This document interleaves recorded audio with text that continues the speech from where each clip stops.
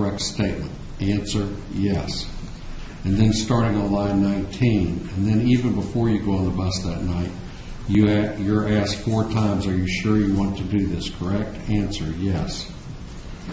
Going to page 7, Your Honor, line 5. Nobody went through a crossing on bus C that didn't indicate they're willing to go through the crossing on bus C, correct? Yes. And for the record, this was the testimony that I heard at the sentencing of Mr. Jesse Ferguson. And these are the transcript excerpts from that hearing that are contained in the transcript of the sentencing of Mr. Jesse Ferguson. It goes on, and I'm going to go to Mr. Hollis's transcript, which is number 3, again on page 9, line 6. And the court says, all right, Mr. Smith, and in it you had described that evening how you and Mr. Champion, you drew him back in the limousine, is that correct? Answer, I did not drive the limousine, sir, but I did ride back in the limousine. Question, you rode back in the limousine, is that correct? Answer, yes, sir. Mr. Champion did not ride in the limousine with you? Answer, he did. All the drum majors, including Dr. White, rode in the limousine. Okay, so in the report, or in that statement that you gave the police, says you guys went back to your room and changed your clothes. Is that right? Answer, yes, sir. Question, okay, and you were a roommate with Mr. Champion. Is that correct? Answer, yes, sir. Going to the next page, Your Honor, starting at the top. Then you guys went to the bus. Answer, yes, sir. You went to the bus, it's bus C, right? Answer, yes, sir. We met in the lobby first, then we went to the bus. Question, who did you meet in the lobby? Answer, me and Robert, we met Sean in the lobby. Question, do you know Sean's last name? Answer, Turner.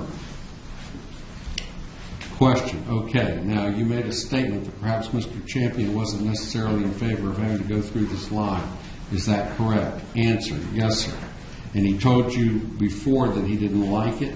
Answer, the entire season we contemplated whether or not we wanted to actually participate in the actual process. But that night when we arrived back to the hotel, we both pretty much agreed that we were going to go do it. And then if I could go to page 20, Your Honor, the court, okay. Starting on line 22. This actually goes more to my mitigation argument, but since I'm reading the transcript, I'll go ahead and get it in. Question, did you see anybody that hit you? Answer, yeah, I saw Ryan hit me with a question. Ryan Dean? Answer, yes, sir. It says with a wet cone. Was that what he said was a red cone? And Mr. Ashton, I'll stipulate that he said a red cone. Court, okay. Smith, Mr. Smith, like one of those signs meaning a traffic cone? Right. Mr. Smith, okay. And finally, if I could read from court, did this gentleman go through the line that night also? Mr. Smith, no. The only 3 that went through the line that night were Miss Sanchez, Mr. Hollis, yes, he was one of the 3 victims in this case. Miss Sanchez was first, and Mr. Hollis went second, Mr. Champion went third. Now on Exhibit 9, which is Request to Harden's transcript, court, okay, on page 8, line 11, all right? Do you know, Mr. Smith reads, do you know who arranges it? Answer, I think it started from like the 70s, and I guess it's been going on. Question, no, I mean, is there a certain person that you would go through and say, I want to go through tonight? Answer, oh yeah. And who would that be? Answer, no verbal response. Question, come on, we already know, we just want you to confirm it. Answer, Question, who would you go ask? Answer, Dante. That's referring to Dante Martin, who was the president of the bus. I think that's pretty well established by everybody. Court, right, all right. Mr. Smith, I have one live witness to call. Court, okay. In support of my grounds for downward departure. The court, all right, go ahead and call your witness. Thank you. Unless you want to respond to what he's put on, do you want to go ahead and call a witness? That was the court speaking. Mr. Smith, it's up to you. I can do it as part of my presentation. We can argue all this at the end. Mr. Ashton, I think it would be better to hear all the evidence on mitigation issue, argue it, and the court rule and move on to sentencing. Mr. Smith, then I would call Jeffrey Baskin, Your Honor. Has he been sentenced? He's not a defendant? No, it's Jeffrey. The court, this is Jeffrey. That's Maurice. Jesse is he his brother? He's his brother. All right. There's also mitigation. I'm going to knock it all out at one time, if that's all right. Yeah, Judge, I believe that's sort of personal litigation related to the facts of the case. As to Jesse? Yes, I think that's just, that was his brother testifying about character, background, things like that. It's not related to that issue that you're trying to resolve. Right. Just to save some unnecessary reading. All right.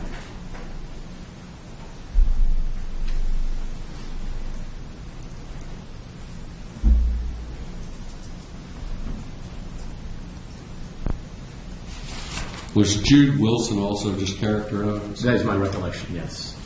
I think you've addressed the witnesses that were related to that topic of his participation. And, in all candor, I will tell the court that that is consistent throughout all the witnesses.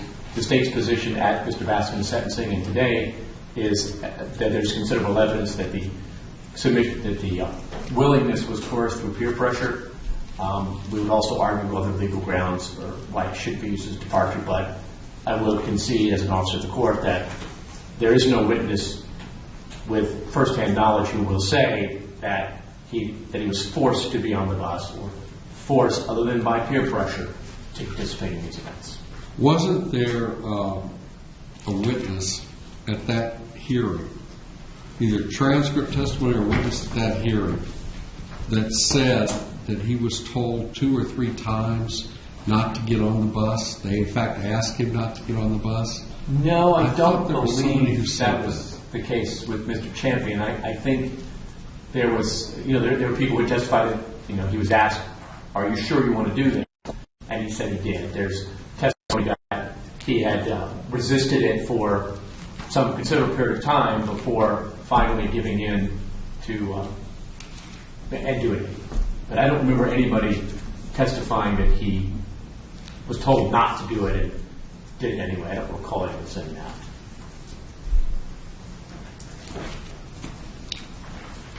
I remember more testimony than that being given to me.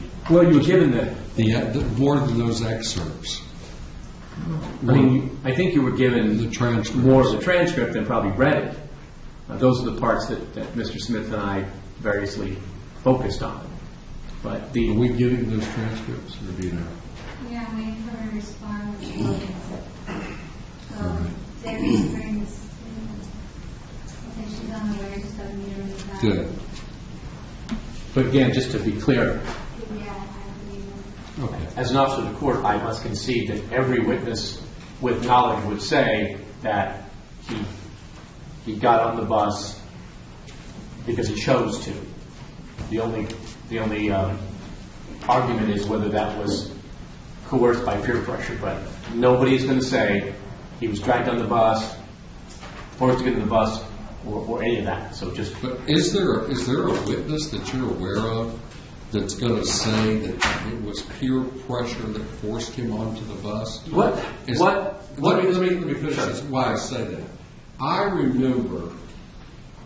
I'm just positive I remember some testimony or statements, and it may have been from one of the transcripts, where Mr. Champion made a statement that if he didn't get on that bus, he'd never get the respect of the Red Dogs.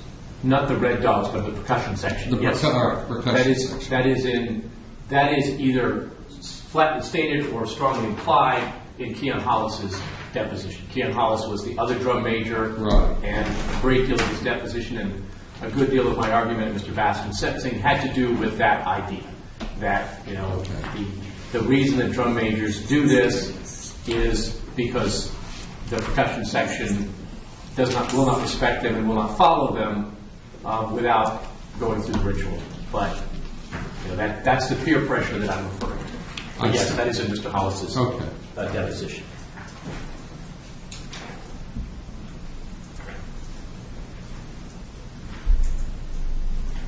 Yeah, and I'm looking at the deposition of Lisette Sanchez, which the state has in the past agreed I could use. And I have no objection to using them here. There's multiple depositions of Lisette Sanchez and Mr. Hollis. They're probably total about 8 hours each. Right. so they're quite Well, lengthy. I'm looking at a portion of one that was taken in Tallahassee on December 11th, 2013, commenced at 1:30 and concluded at 2:40.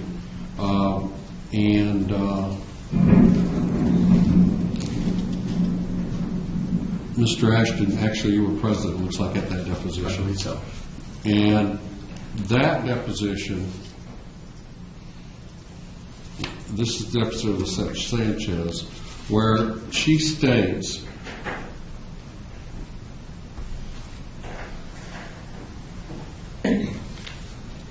she talks about after they got on the bus, but before that,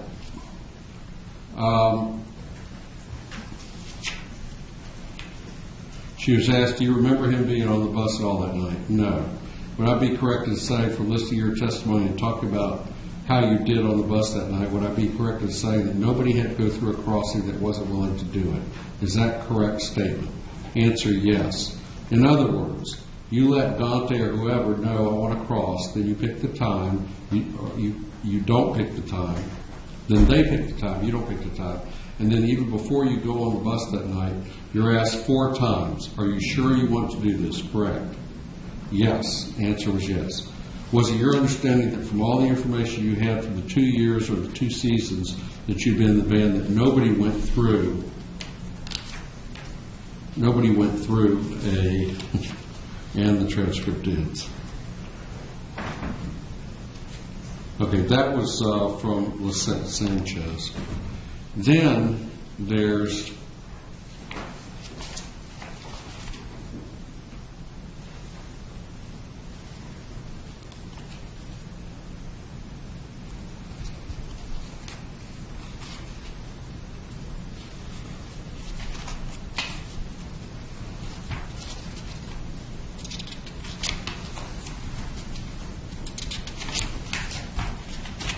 give me just a minute.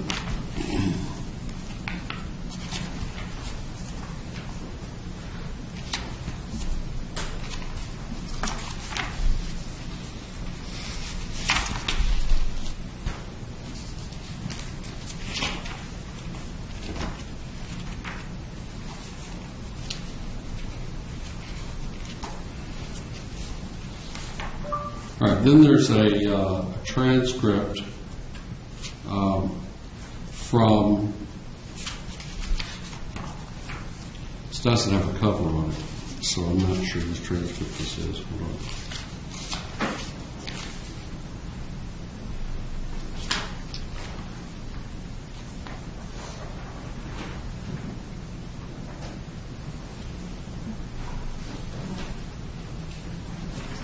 Could be. Let me see.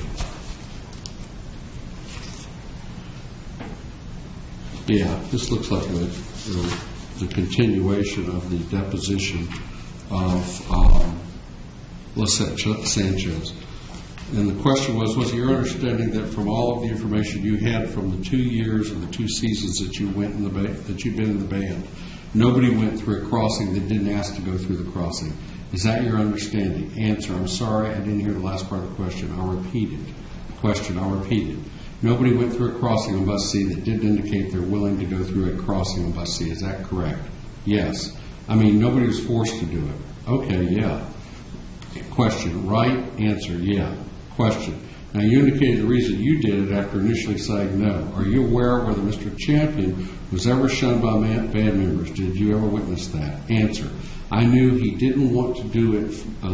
He didn't want to do it a long time. I didn't like it. It was a surprise to me when he was going to cross, because I always knew that he said he wasn't going to do it. Did you know before that night that he was willing to cross that night? No. How did you become aware that he was going to cross that night? When did you become aware of that? When I seen him on the bus. Answer. Question, and the first time you saw him on the bus, was he actually crossing? Answer, yes.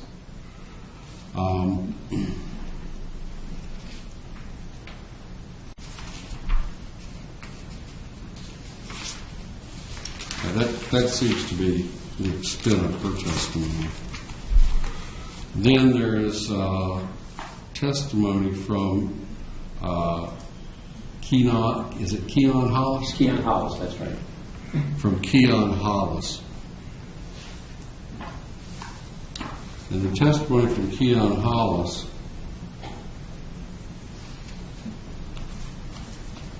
for the record was that,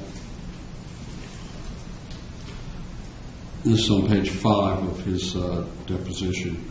Okay, that night Mr. Champion died. Was Mr. Finley on the bus that night? You know, and they're going on, let's see. Going down to page 9. And in it, you had described that evening how you and Mr. Champion, you had driven back to the limo. Is that correct? Back in the limo. Is that correct? Answer. I did not drive the limo, but I did ride the limo. Question. You were back in the limo. Is that correct? Yes, sir. Mr. Champion did not ride in the limo with you? Answer. He did. All the drum majors, including Dr. White, rode in the limo. Question. Okay, so in the report, or in that statement that you gave the police, says you guys went back to your room and changed your clothes. Is that right? Answer. Yes, sir. Okay, and you, question. You were a roommate with Mr. Champion. Is that correct? Yes, sir. Okay, and when you guys went to the bus, answer. Yes, sir. You went to the bus, this is the question, is that bus C? Right. Answer. Yes, sir. We met in the lobby first and then we walked to the bus. Question. Who did you meet at the lobby? Me and Robert. We met Sean in the lobby. Question. Do you know Sean's last name? Answer. Turner. Question. Okay, and now you made a statement that perhaps Mr. Champion wasn't necessarily in favor of going through the line. Is that correct? Answer. Yes, sir. Question. And he had told you before he didn't like it. Answer. The entire season we contemplated whether or not we wanted to actually participate in the actual process. But that night when we arrived back to the hotel, we both pretty much agreed we were going to do it. Question. What were the benefits of participating in it? Answer. The benefits of participating in the process, what I mean, it's basically just for you to be able to get pretty much more authority throughout the band. As an authoritative figure in the band, it gets a bit frustrating when you're trying to tell the members, you know, give the directions, and they just blatantly disrespecting you just because of you are not in some organization that they're a part of. So you, question, what organization is that? Bus C, answer, Bus C. Question, Bus C? Okay, because I noticed in the report it states why you were asked why you did it. You said, honestly, I did it for the same reason everyone else does, to get the respect. Answer, yes, sir. Question, it's just to get respect and acceptance, right? Answer, yes, sir. Okay. Question, now you state in there that you got on the bus, you and Champion got on the bus, and you were the second one that went through, correct? Answer, yes, sir. Question, okay, when you got on the bus, you said it was pitch black, yes, sir. Is that correct? It was very, very dark. Let's see.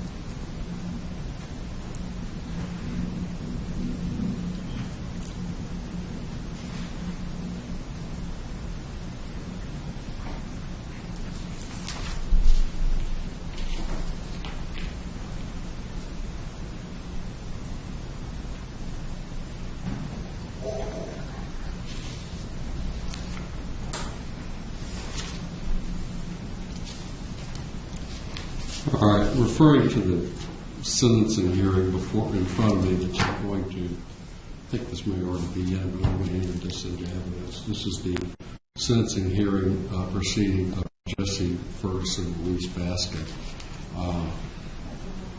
This one you copied, yes. I'll put this in the record as court exhibit. And then we have the transcripts that I've just read from.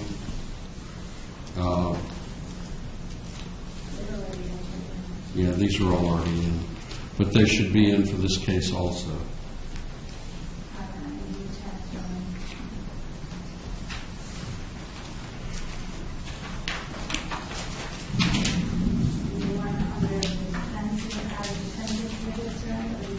These are court exhibits. All right. I'll hear from you as to grounds for downward departure. Thank you, Your Honor. If you may please the court. Yes. Counsel. For the record, Chuck Hobbs here on behalf of Mr. Caleb Jackson, Your Honor. What I anticipate this afternoon is that based upon the court's exhibit that has already been entered into evidence, I would argue that under statute 921.0026 that subsection 2F has been met, the burden has been met with respect to the victim, in this instance being Robert Champion, was an initiator, willing participant, aggressor or provoker of the incident. And Judge, I would also proffer on behalf of my client. Let's take them one at a time. Let's limit it to willing participant. I don't think he was anything other than that. That's true, Your Honor. I was just Certainly reading the statute. aggressor. That's true, Judge. I was just reading the statute verbatim. Let's stick to. But I believe that, I'm sorry, Your Honor, I do believe the evidence does show, based upon the information the court has adduced this afternoon, or that was previously adduced during sentencing hearings and depositions, that he was a willing participant, Your Honor. Having been involved in this case from its inception under two hats that I wore, one separately as the representative of Dr. Julian White, the band director, who was subsequently fired and then rehired upon my help. Again, I'm intimately knowledgeable with respect to many of the issues that have been further fleshed out through the years during the criminal process. And then separately, having represented Mr. Caleb Jackson, it is my understanding as an officer of the court that the evidence is pretty sufficient that Mr. Champion was not forced or dragged onto the bus on the unfortunate night that he lost his life. And so, now, let me ask you this: let me ask Mr. Asher, because he knows personally. Did Judge Roche, she sentenced 3 of the co-defendants? Do you know their names offhand? Benjamin McNamee, Darryl Cearnel, and Aaron Golson. Okay, and when she sentenced all 3 of them, she gave all of them 10 years of probation after trial. Is that correct? That's correct. Was that based on willful participation also? I believe that was her grounds for downward departure, yes. And did she hear testimony as to that, or did she adopt what I had heard? Or no, it was she heard the trials, so right.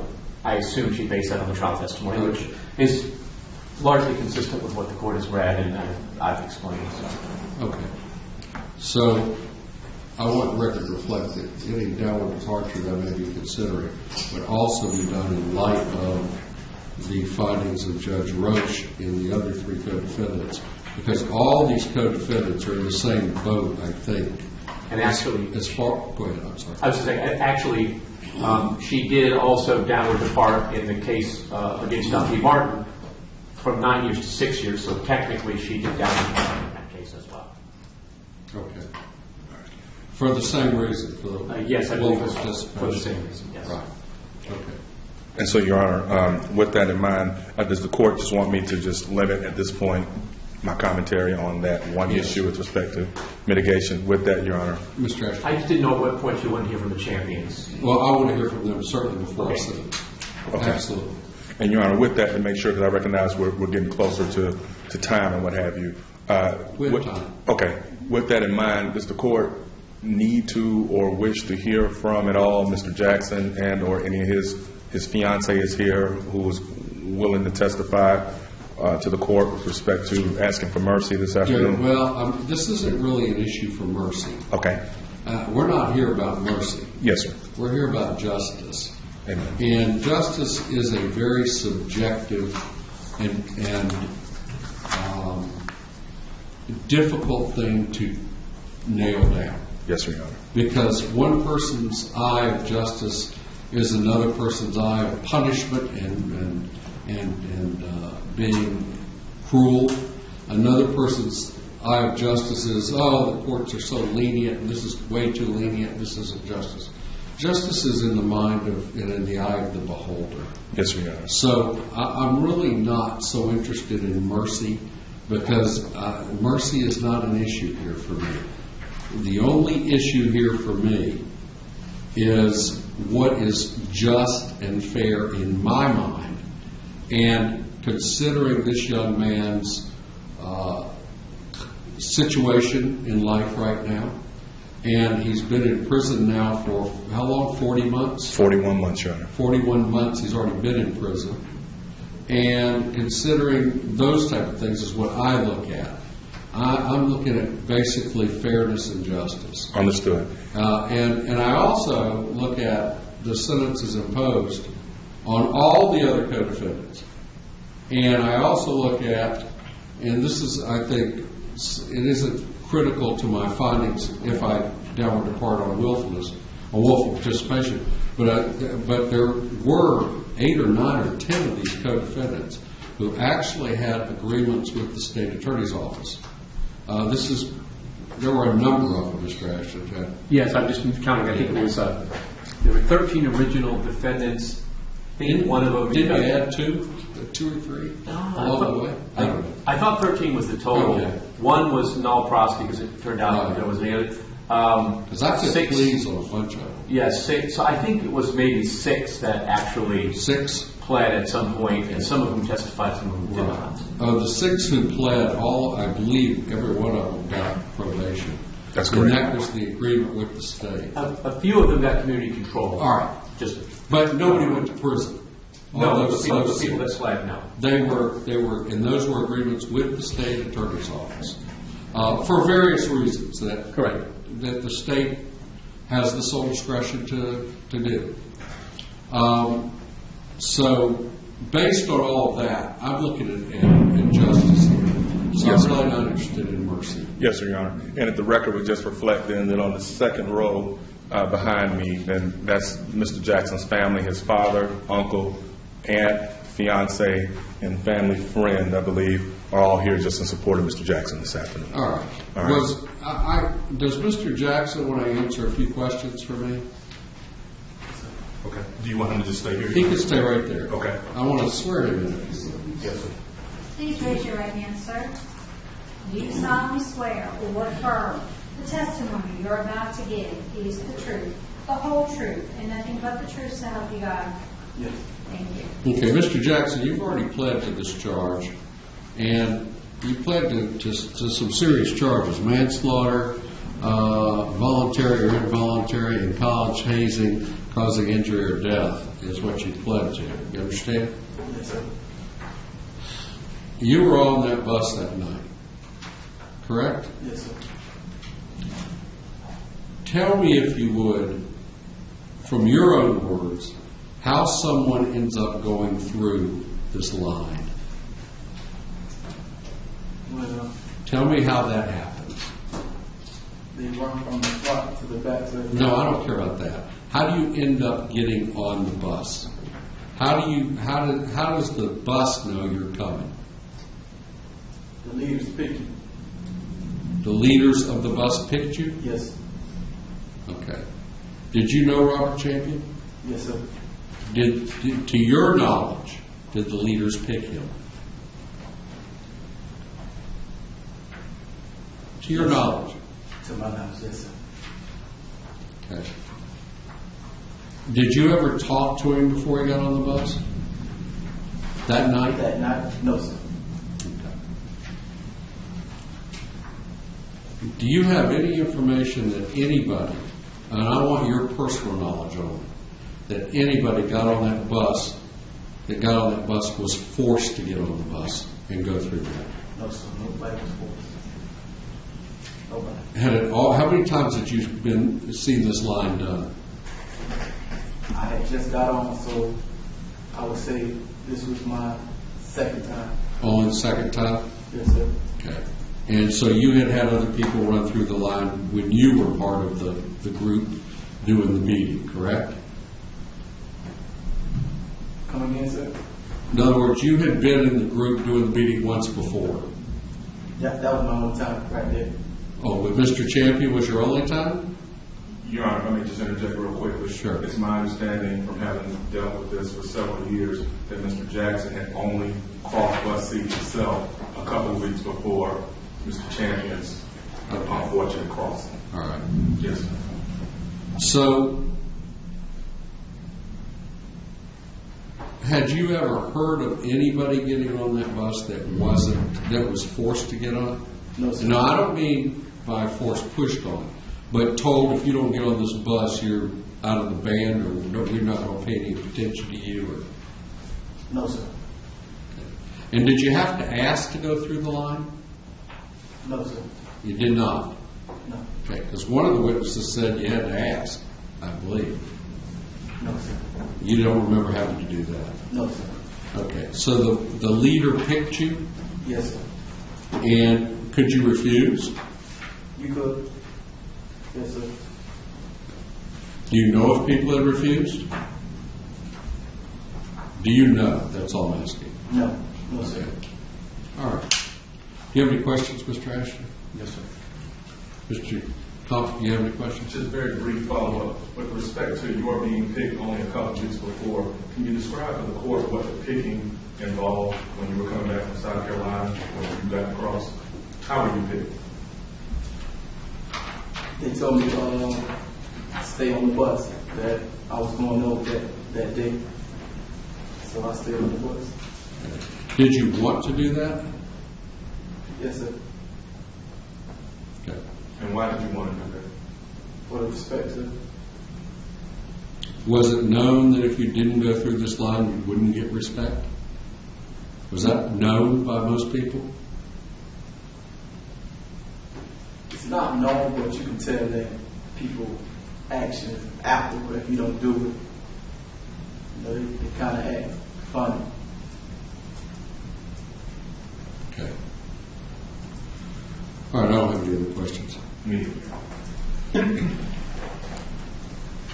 All right. Mr. Ashton, do the champions want to make a statement? Inquired. Would you all like to speak? Yes.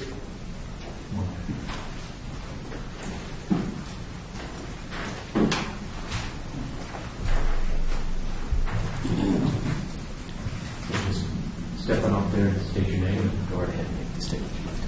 Good afternoon, Mr. Champion. We've met before. Yes, we have. Good afternoon to you and to the court.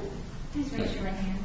Do you solemnly swear or affirm the testimony you are about to give is the truth, the whole truth, and nothing but the truth so help you God? Yes, I do. Thank you. Okay. Well, yes, Judge, we are familiar because I'm sorry? Yes, Judge, we are familiar with each other. I and my wife have been coming here for the last 4 years. You've been coming down a lot, I know. Right.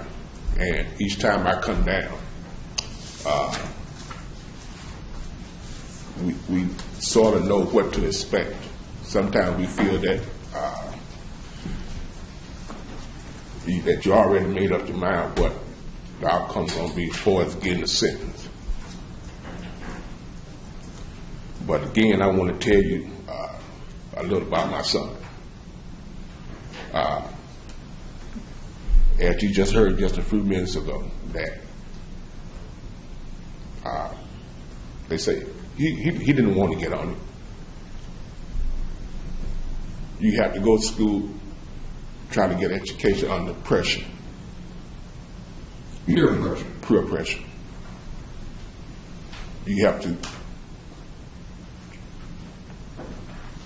saying, why should any kid in this country have to go to school under peer pressure? Why? Why somebody, other kid that's in college feel as though that they have to put another student under this type of pressure. And this has been going on for years, No decades. doubt. No doubt. Dante Barton, one of the last members said, well, it was peer pressure that killed Robert. It wasn't peer pressure that killed Robert. They say he got on the bus. That didn't kill Robert. What killed my son was, the autopsy, young lady said, it was a multitudes of blows. So many hit kicks that it shut down his organs. These are young people that we have in our college today that someday going to go out into in society and be in front of some kid trying to teach them. And then we ask why we got problems in high school. It's been going on for decades. These kids are in college, and we under this here peer pressure. If they go to say this is going on, they get a deaf ear. They turn to the school is not going to stand up and do what they must do to say this is enough. Because if they were, it wouldn't have been going on this long. And then we come to our court system, turning it back on. I believe the court system failed my son. It failed to send a message to our country that's saying this is not going to be tolerated. We cannot put our kids in time out and think they're going to change something.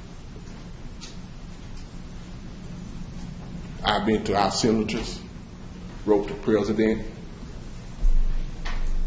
have done all I could to bring this to the light, to tell America that we got to change this and have no response. We got a president election that's coming up. People are running for president. Now, one had brought up the problem that we have in our school because they don't want to face it. But I'm going to be one to stand up for all of these kids that got to go to school. This ain't got to stop. I do know that in most of the universities now in the United States, that if they get wind of harassment and hazing, there have been a number of fraternities actually thrown off campus. Even at the University of Florida, where I went to school, at University of Central Florida, fraternity's been thrown off campus for this. Well, that is recently. Yeah, so it's because of my son. Something's happening. Because of my son. I agree. I could tell you just a few months ago that a young man was dropped off in a desert with shoes that too small for him to put on his foot, end up losing his life. Now this happened after my son.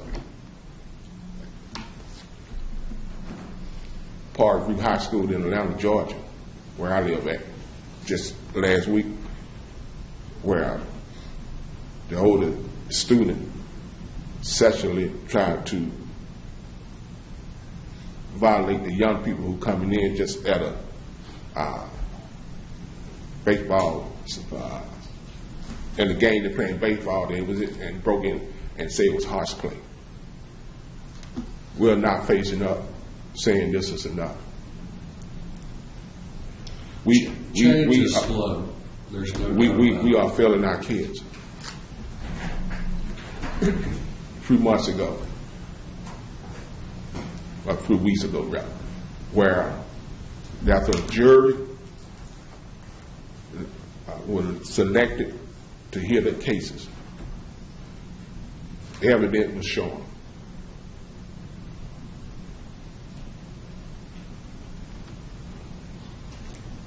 This judge decided to say, well, what we're going to do is give him 10-year probation. I have no doubt you were upset over that. This is why we got this problem.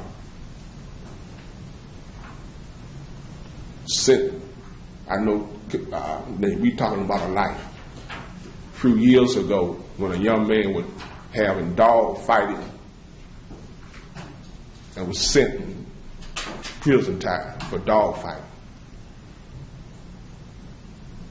Here the young man was in school, in college, trying to get an education.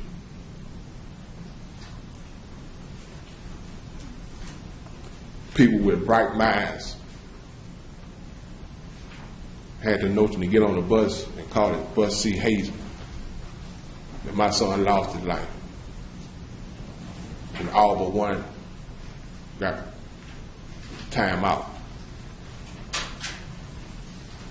This is why we got this problem. All but one got time out?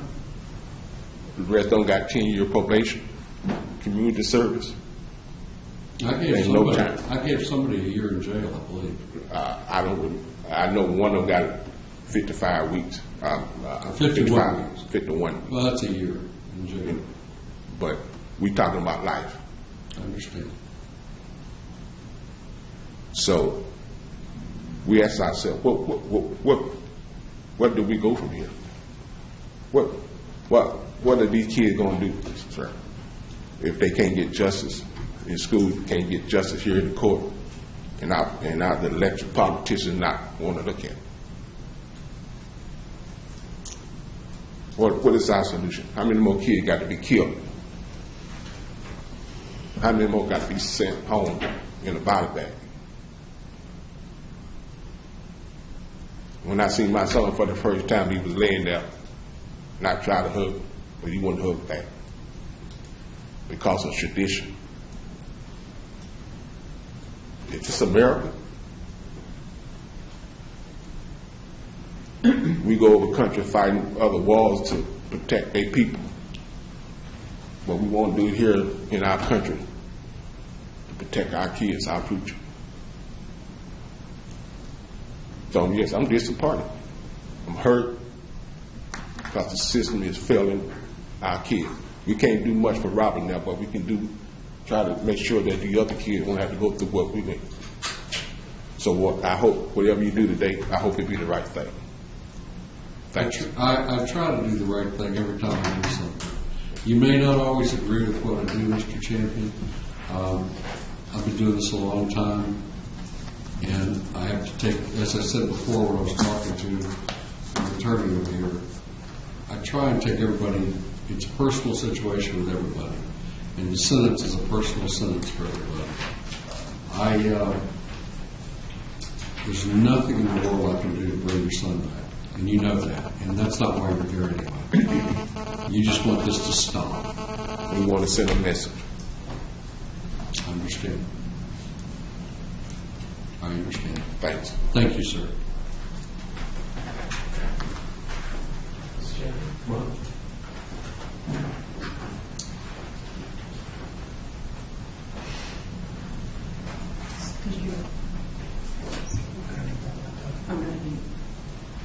Sure.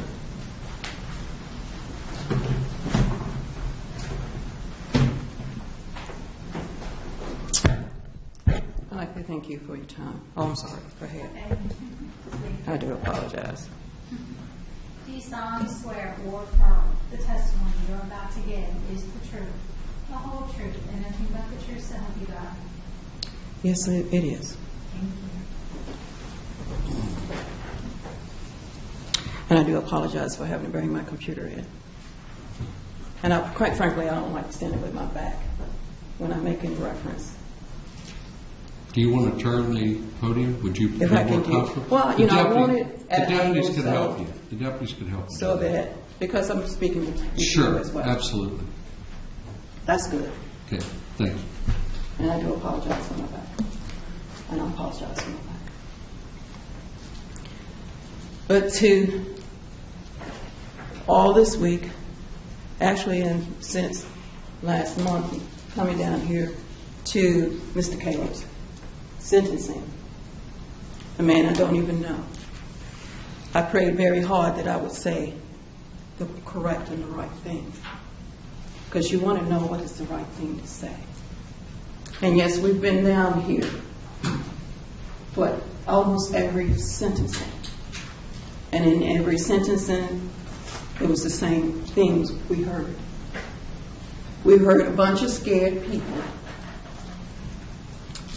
who would say and do anything so they could get off from what they were doing.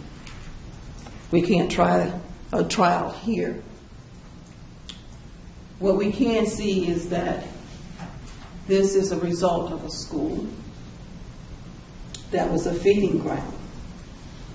And in that tradition, for years, we're not just talking about November 19, 2011. We're talking years. And part of their job with that ban was to teach people how to be, and let's not say hazing, let's call it what it really is. Pretty much criminal, because you was abusing people, you were harassing people. You can't say you didn't have to do it if you want to, because if you decided not to do it, they made your life a living hell in the van. So that's the truth. So what I'd like to do right now is to just give you a little glimpse of who my son is. The one that everybody said he willingly got on the bus. Be quite frankly, if I was in y'all's situation, I would probably say the same thing, because it changes the way it's work if you didn't. But that's fine. I get it. The mother in denial, right? But I found something that my son wrote. And when I read this, this says really a little bit about Robert. He titled it, "I Wonder." And it may be by default it did that on its own. But what it says was, "I wonder." Sorry. That was the caption and that was the heading. And it says, "I wonder why when you help someone or do something for someone, they don't appreciate it. You try to be nice to people, yet they act as if you're never there. Or they don't know you. They act as if they are ashamed to speak to you. Or if you go out of your way to help someone," I want you to listen to words in that statement that he wrote. Help, do something for someone, positive things.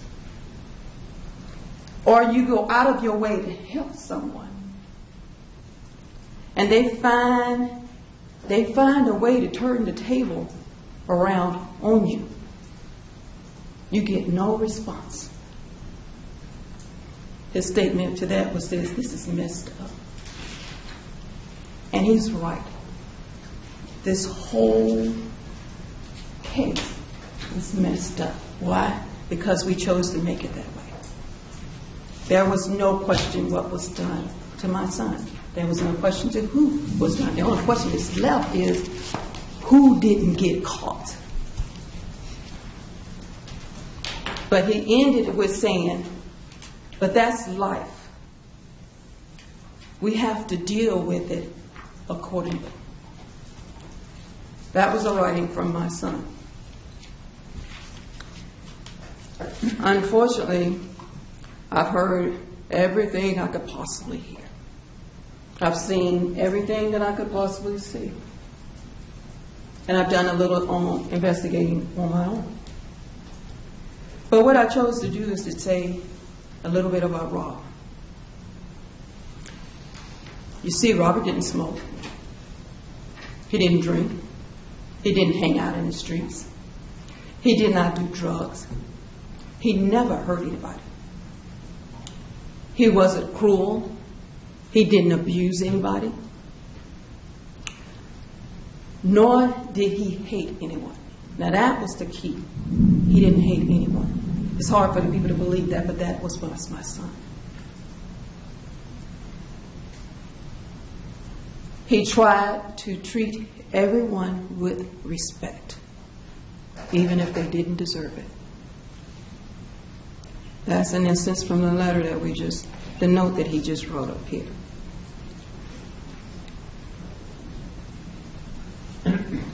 He never saw anyone as his enemy. And Mr. Caleb, if you knew him, if you really knew him, you would know that. He saw everyone as his friend. He didn't even curse. No one can say that he did. He believed in God and His Son, Jesus Christ. And he lived that kind of a life. He not only read the scriptures, he played in the church band while he was down there. At home, he played drums at his church. And every time he'd come home, he'd make sure, before he took the journey back here to Florida, that he would play for the church first, and then leave. My biggest current concern for my son was not the fact that he was in school. My biggest concern for my son was that he had to drive from Georgia to Florida. But apparently within a band and as a university that was deeply rooted in such evil, such dysfunction, and you have to scratch your head and you say, are these our higher educators? Willfully knowing there's a problem. And they chose to ignore it. But Robert was very serious about music. He was a real stickler for the rules. He believed in showing or leading by setting the example, which is what I found written in his cap the last time I saw him. The example. Everyone in that band knew how Robert felt about the violence. He made it no secret. And I'm sure you knew that as well, Mr. Jackson. I was always told how he was constantly approached to come on and join the bandwagon. And his remarks, quote, were, "You know where I stand." And I'm sure they've heard that before. He would help and encourage other band members while he was trying to protect them and telling them what they shouldn't do. That was no secret as well. He stood firm in his belief and what he did. I know probably would never hear the truth out of what happened to my son on November 19, 2011. I don't get the privilege to hear the truth. I don't even get the privilege to think of my son. Because every time I think of my son, I think about what he went through and what the people did to him. And then I think about the injustice that has been handled. Oh, I got the fact. I learned very early that it wasn't about Robert. I learned very early it wasn't about someone standing up and speaking on his behalf. All I learned from my first point time in the judicial system ever, I didn't know how it worked the first time I came here. I thought maybe something I say will make a difference. But now I know that doesn't matter what I said. But it can be on record what I said. Because there is an opportunity here. And I thought long and hard because I had some things I thought I would share about what I felt about you, Judge Lupert. And I prayed very hard for it, but I didn't decide that for you. He honestly did. So I thought that you don't matter. I thought about Judge Roach and her decision, who took the opportunity to base her finding as to why she would come up with 10 years probation. She said, well, he willingly got on the bus. And I thought, okay, well, this is about protecting the people of Orange County. So what does that say if somebody gets on the bus, gets on a mass transit train, public bus, get in a car, walk down the street, and somebody decides to jump you, beat you, stab you, kill you, rape you. What does it say? It says, well, I can't help what they did to you. You just shouldn't have did that. But that's okay. They will have to be dealt with accordingly. I think that was Robert's word. And each person will be held accountable for what they've done. They won't get away with what they've done. And yes, Mr. Jackson, you killed my son. And the last person that was on the stand, that Mr. Aston asked him, if you stand before a student, because everybody that has fled and got their little probation, a little slap on the hand, everybody say, well, you know, I can go back into the school and I can tell students where I went wrong and I do this. You need to be careful with that, because you don't know what you're sending back into the school. But yet and still, he asked the young man, he said, if a student walk up to you while you telling them how and what you did while you was killing somebody, because that's what he did, what would you tell them? And as he stood there looking very afraid, because he was afraid to say what he knew, he was afraid. The only thing that he could come up with was peer pressure killed him. But that's okay. I let him know that it wasn't peer pressure that killed him. He killed him. So you will never, ever get out from under the fact that you killed my son, Robert Darryl Cearnel. It will always be on your hands. Just like I have to go on with my life without my son. And that hurts more than anything, so much so that I usually don't talk about it because I can't make it through it. But for someone to stand up here and I have to hear, you know how many times I've heard people talk about how good their child was and how their child did this great. But I don't have my son. Nothing would ever bring my son back. So what I have to do now is look at what is the right thing to do to make sure no other parent have to go through what my family have been through, and we're still dealing with that. Still dealing with that. The mere fact that an educational institution, a school, who knew what was going on, chose not to do anything. Now we have a judicial system. Did you know the toughest law on hazing is in Florida? And one of the things it says is you can't blame the person, the victim. But that's okay. My goal now, we have a foundation in the name of my son, Robert D. Champion, drum major for change, because that's what he was about. He didn't fit the role.